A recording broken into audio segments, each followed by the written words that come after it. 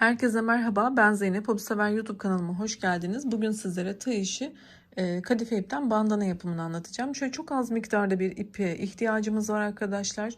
Yine tığ numarası olarak ise 5 milim bir tığ kullanıyorum. Şöyle hemen sizlere göstereyim.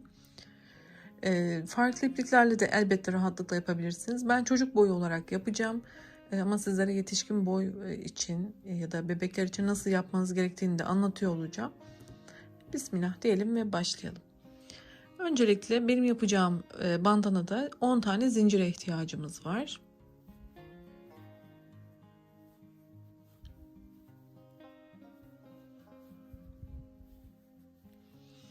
Evet arkadaşlar, benim için bu en yeterli olacaktır.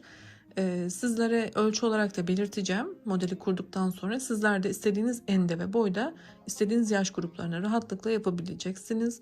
Şimdi ekstra 2 tane daha zincir yapıyorum. Tığıma doladım. Geriye dönük 3. zincirime, yani yapmış olduğum 10. zincir aslında, batıyorum ve buradan bir tane ilmek çıkartıyorum.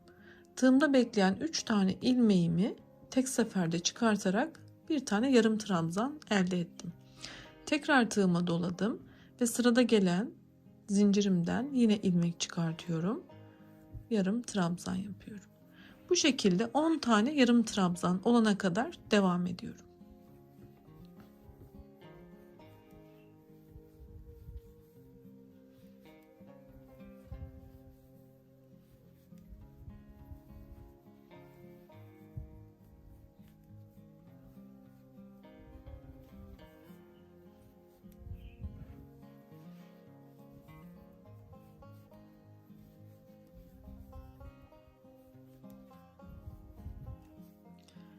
Evet, bakın ben bu şekilde başlangıcımı oluşturdum. Şöyle hemen size ölçüsünü de göstermek istiyorum. Burada sayı önemli değil. Sayıyı artırıp azaltabilirsiniz.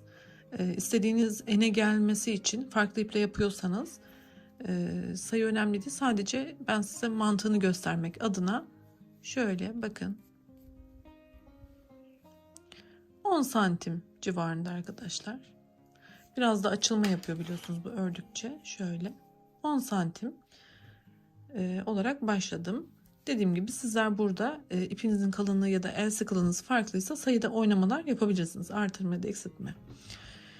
Şimdi 2 zincir yaparak üst sıraya geçiyoruz. Çevirdik. Burada dikkat etmemiz gereken, ben 10 sayısıyla başladığım için bu sırada da 10 sayısını takip etmeliyim. Artırma ya da eksiltme yaptığımda modelim yamulur.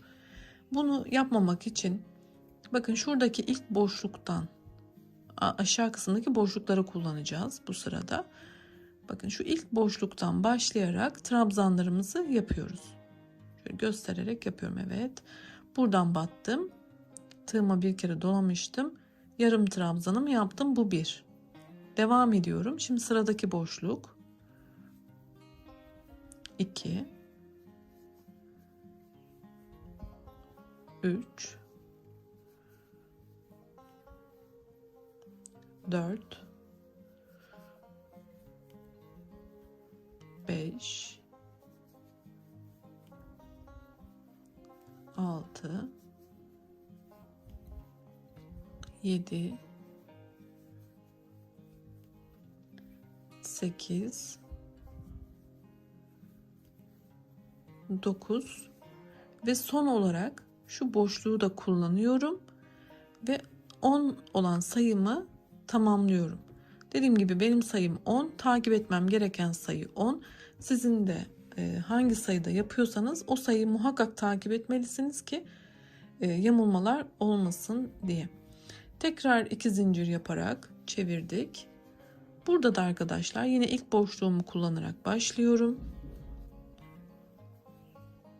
Zaten boşluklar kendini gösteriyor.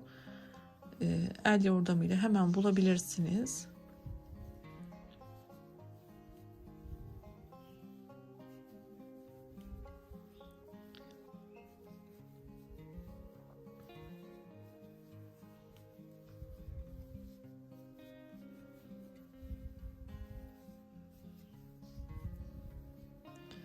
Sona geldim. Sonda yine 10 sayısını takip ettim.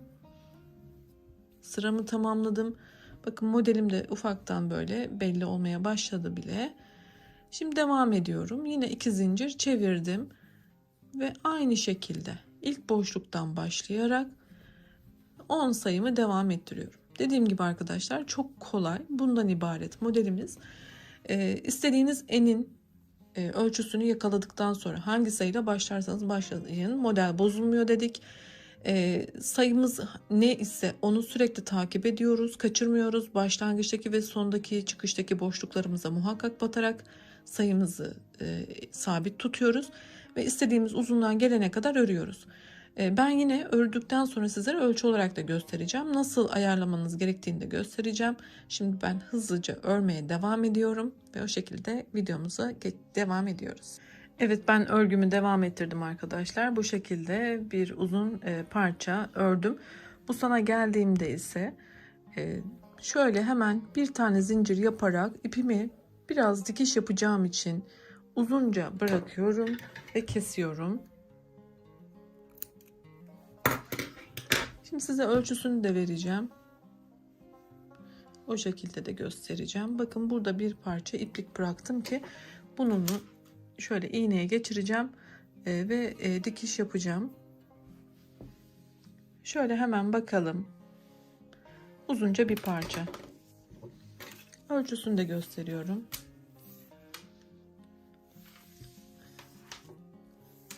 Şöyle.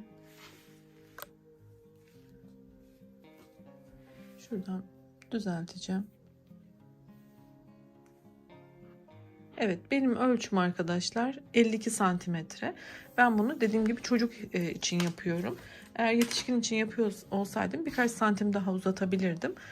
Şu şekilde sizler de yapacağınız kişinin kafasında bir ölçü aldıktan sonra uzunluğuna karar verebilirsiniz. Bebekler için daha kısa, yetişkinler için daha uzun yapmanız gerekiyor. Dediğim gibi bizim için esas olan şöyle kafa çevresinde ölçü almak. Çünkü herkesin kafa ölçüsü bir olmayabilir, saç yoğunluğu farklı olabilir. O yüzden ölçüler değişebilir. En güzeli kendi ölçünüzü şöyle kendi kafanızda belirlemeniz olacaktır. Ya da kime yapıyor isek. Şimdi ben şöyle ipimi hazırlayacağım. Böyle bir tığım var ama sizlerin yoksa farklı tığlar, pardon, iğnem, farklı iğneler de kullanabilirsiniz.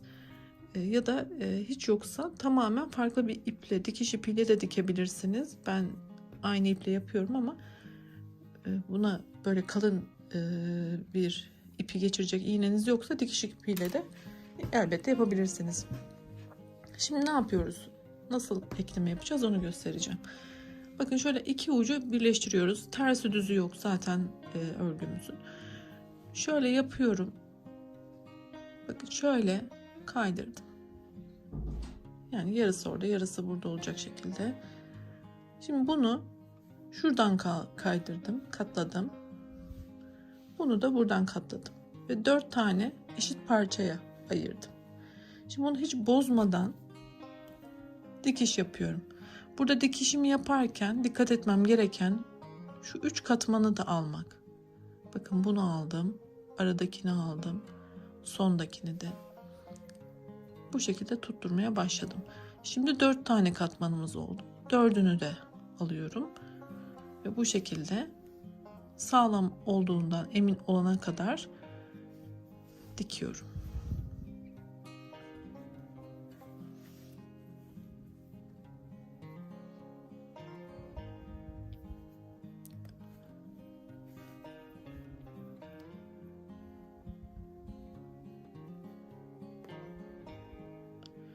Burada dikerken dediğim gibi 4 parçayı da diktiğimize emin olalım. Şuradan da dikiş yapacağım.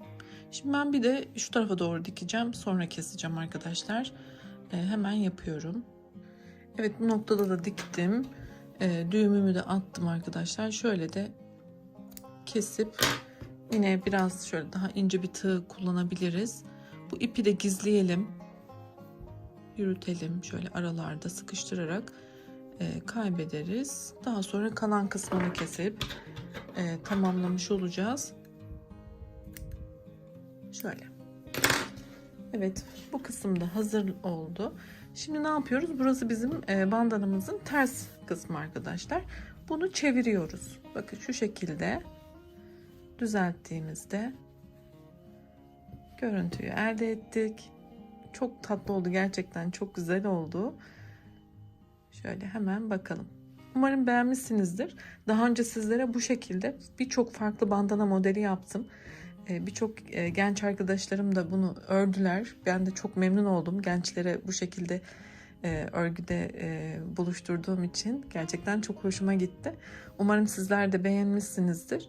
O modellerimi de bu videomun sonundaki oynatma listesine ekliyorum. Lütfen onlara da göz atın. Farklı çalışmalarım da eminim hoşunuza gidecektir.